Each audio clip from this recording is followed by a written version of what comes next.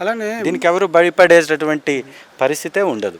అలానే మీ party social media ఆ, గత కొద్ది రోజులుగా లైలా మూవీని బైకాట్ చేయండి అంటున్నారు. ఇలానే మరి మీ పార్టీ అంటేనే మూవీస్ ఇండస్ట్రీకి వ్యతిరేకమా? ఖచ్చితంగా అది మీరు చెప్పిన మాట అబద్ధం. మేము ఏ మూవీస్ని కూడా బాయ్కాట్ చేయమని చెప్పము.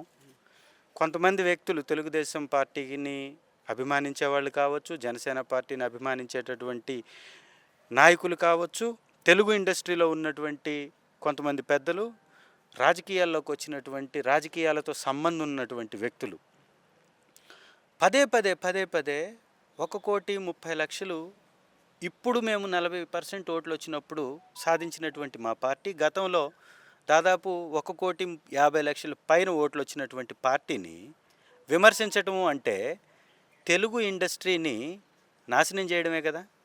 తెలుగు ఇండస్ట్రీని బాగుపరిచేటటువంటి వ్యక్తి ఎవరైనా ఒక పార్టీని నిందిస్తాడా? ఒక పార్టీకి వ్యతిరేకంగా మాట్లాడతాడా? ఒక పార్టీలోని నాయకుల్ని కించపరిచే వ్యాఖ్యలు చేస్తారా? అది వాళ్ళు గుర్తుంచుకోవాల్సినటువంటి అంశం. ఒక పార్టీని నమ్ముకున్నటువంటి వ్యక్తి ఆ పార్టీ మీద అభిమానంగా ఉంటారు. సినిమాల్లో ఏ విధంగా అయితే వాళ్ళు ఎమోషన్స్ చూపిస్తారు, అట్లాగే నిజ జీవితంలో కూడా రాజకీయ పార్టీల మీద అభిమానం ఉన్నటువంటి మాలాంటి స్వాభిమానం కలిగినటువంటి వ్యక్తులకి ఆ అభిమానం ఉంటుంది. మా నాయకుడి కోసం మేము నిలబడతాం, మా నాయకుడిని కించపరిచే వాళ్ళకి వ్యతిరేకంగా మేము కలబడతాం. అట్లాంటప్పుడు ఒక పార్టీని కించపరిచి వారుగా ఆ సినిమాల్ని బాయ్కాట్ చేసుకుంటున్నారు. మేం కాదు. అభిమానంగా ఉన్నటువంటి వాళ్ళు ఖచ్చితంగా మా నాయకుడిని విమర్శిస్తే దానికి పర్యవసానం చూపిస్తారు. సో అది ఎవరైతే ఆ ఇండస్ట్రీ మీద ప్రేమ లేనటువంటి వాళ్ళు ఉంటారో వాళ్ళే సినిమా ఇండస్ట్రీని బాయ్కాట్ చేస్తున్నారు. వైఎస్ఆర్ కాంగ్రెస్ పార్టీ కాదు. అలానే సినీ ఇండస్ట్రీ వాళ్ళే ప్రతిసారి 11 అని మిమ్మల్ని హేళన చేస్తూ ఉన్నారు. దీన్ని ఎలా చూస్తారు?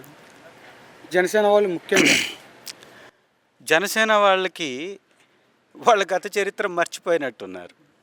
గతంలో మీ నాయకుడికి డిపాజిట్లు దక్కల 2 చోట్ల నిలబడి ఓడిపోయినటువంటి చరిత్ర మీది.